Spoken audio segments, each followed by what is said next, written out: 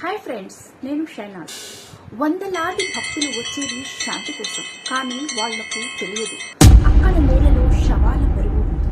ధర్మస్థలం కర్ణాటక రాష్ట్రంలో ప్రముఖ పవిత్ర స్థలం. ఇంకా చెప్పాలంటే భక్తుల విశ్వాసానికి చిరునామా. కానీ ఇప్పుడు అదే స్థలం దేశవ్యాప్తముగా ఒక అనుమానంగా మారింది. ఒక మాజీ పారిశుద్ధ్య కార్మికుడు 1995 నుంచి 2014 వరకు అక్కడ పనిచేశాడు. ఆయన చెబుతున్న కథ ఇది కథ కాదు, రక్తంతో రాసిన నిజం.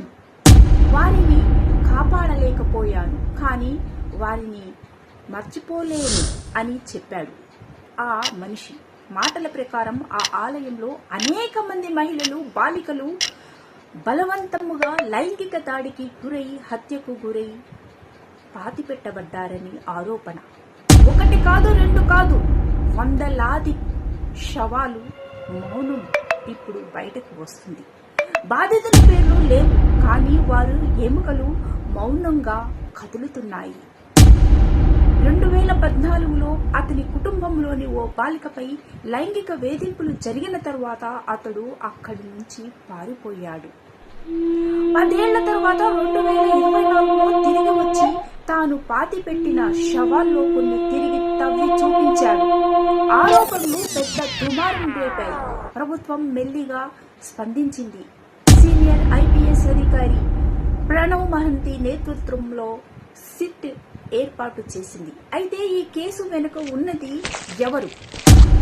ధర్మస్థల ట్రస్టులో ఉన్న పెద్దల ప్రమేయం ఉందా? వాస్తవాలను బయటకు తీయాలన్న వారి పోరాటం విజయవంతమవుతుందా?